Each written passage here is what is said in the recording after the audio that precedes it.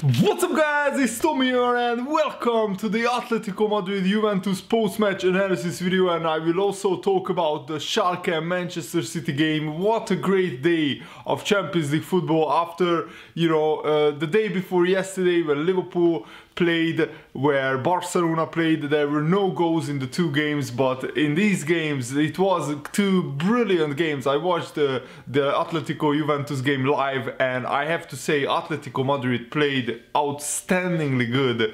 They played brilliant football. Normally Atletico Madrid is usually quite a defensive team, but today I think they sensed blood in the second half especially. The first half was more of an even game, both teams had some chances, but the second half Atletico really took the game to Juventus, and amazingly Atletico Madrid could have won 4-0 or 5-0 and Juventus wouldn't have complained. Yes, in the first half Juventus maybe should have scored. Ronaldo had a brilliant free kick, and by the way, Atletico Madrid defended really well against Ronaldo, and Griezmann was the architect for Atletico Madrid, but Diego Costa should have scored when he was put through one-on-one with Szczesny, and Szczesny already dives to his right. Diego Costa was put through by Griezmann, and Diego Costa missed a glorious chance, and then Griezmann hits the bar after Szczesny tips it onto the bar.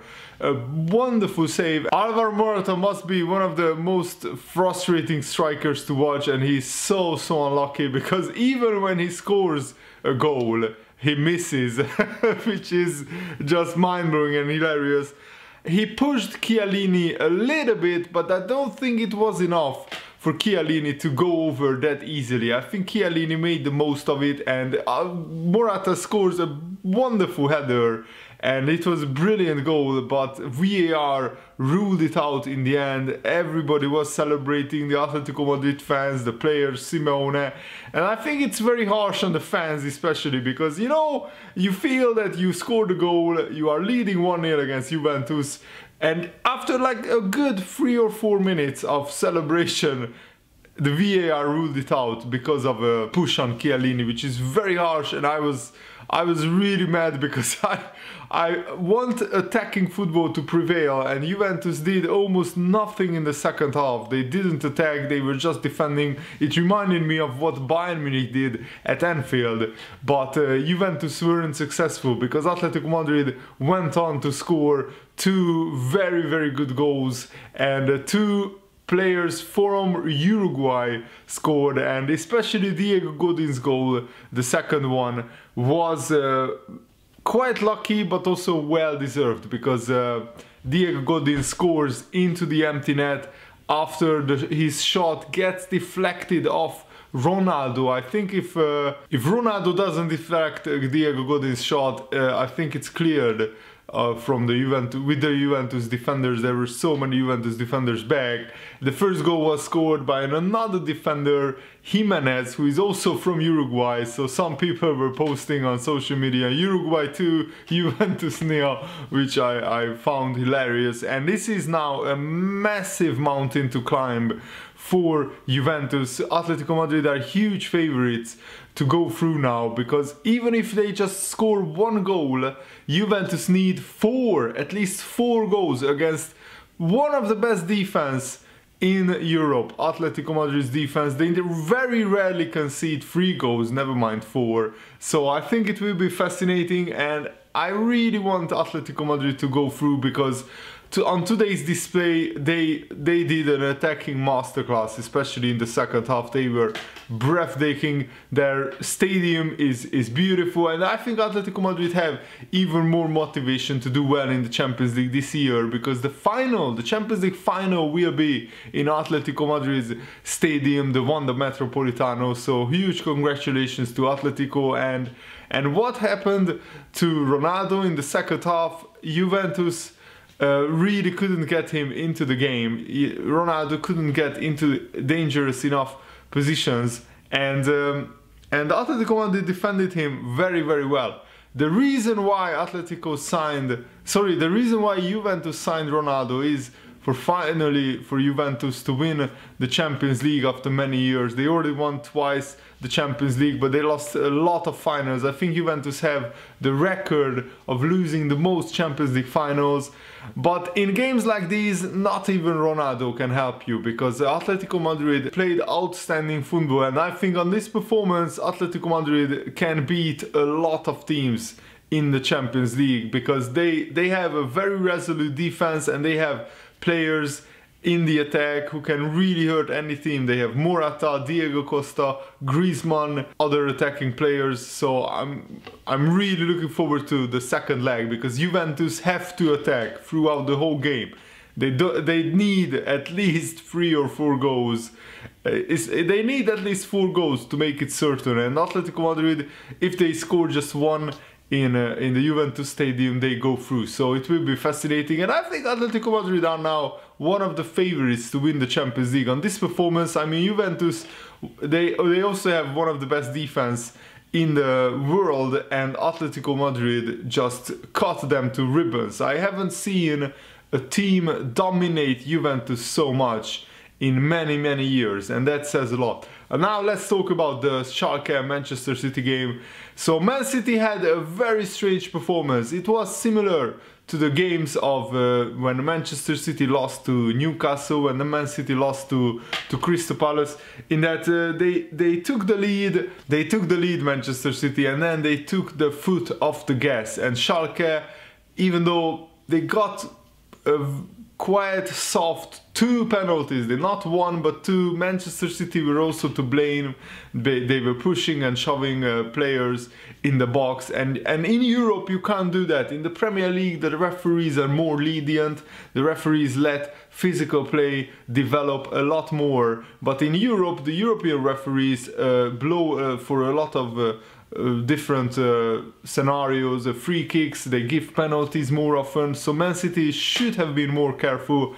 And Schalke Stadium, by the way, the Schalke fans, huge credit to them, because the atmosphere was brilliant, electric, and Schalke scored the 2 penalties, Belfodil scored the 2 penalties, but the opening Man City goal, it blowed my mind, because I was watching an extended highlights of the Schalke Man City game after the Atletico game, and I was expecting, you know, Schalke to really take the game to Manchester City, and what they did is they passed the ball around at the back, and their goalkeeper Farman didn't kick the ball out because there was a Schalke player, so that his own teammate was down in the center circle or at the halfway line somewhere. He was holding his head or his leg, I'm not really sure.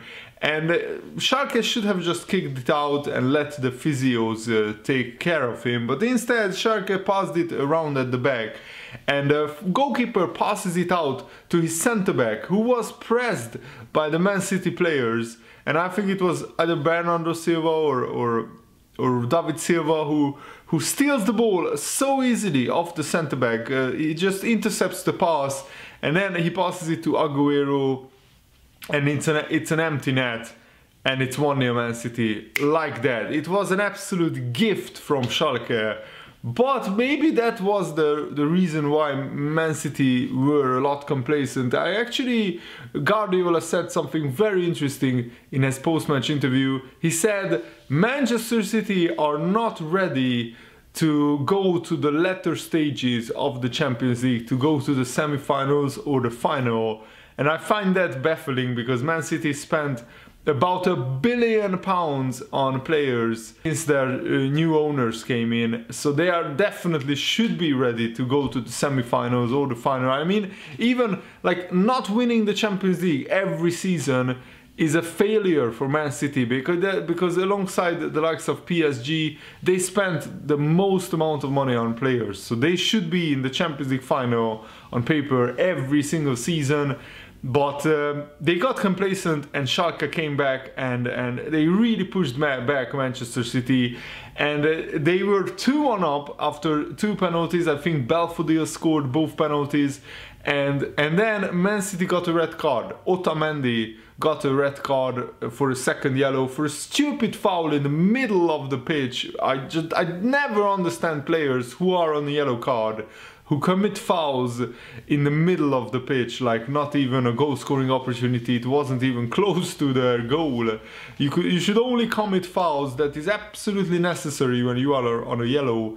And that red card actually confused Schalke more than Manchester City, because Schalke were in a very weird place at that point in the game. Do they go for a 3-1? Do they go for another goal? Or are they happy with the 2-1 and take that to Manchester City? And in the end, it was their former player, Leroy Sané, who came on as a substitute just a couple of minutes after a free kick was given to Man City, 85th minute, and then Leroy Sané scores one of the most beautiful free kicks into the top corner. What a goal that was. If you haven't seen that, make sure to check it out. I can't show it because Champions League highlights are copyrighted on YouTube, so my channel would get deleted if I put any footage in this video, but I really hope that you check it out. It's a fascinating goal, brilliant, one of the best goals. Goalkeeper had no chance. The ball hits the post and he hits it with so much power with the inside of his left foot. That's what is stunning about it. It generates so much power, and it was an unsavable shot into the top corner. And then another very bad defending by Schalke, because there is an over-the-top through ball and there is a defender next to Raheem Sterling. They are tussling for the ball, and Raheem Sterling pushes the defender a little bit and he just collapses. He was waiting maybe for the referee to blow a foul, but you need to be stronger. And you should push Raheem back a little bit and fight for the ball. But in the end, the referee doesn't blow for a foul. The defender collapses. Raheem Sterling is through on goal, and he just slots it past the goalkeeper in the 90th minute or something like that. And it's 3-2 Man City. So the result was much better for Man City than the performance. And this is actually very encouraging for me, because the Premier League title race will be very interesting. This Man City defense is vulnerable, and if you attack them, they can be got at. The problem is that many of the smaller teams are afraid of Manchester City. They are afraid to attack them, and their defense is not exposed too many times. So let me know what did you think of the games in the Champions League last night, and I really hope that you guys enjoyed this video. Many more videos to come today, so stay tuned. Thanks for watching. See you later, guys. Goodbye.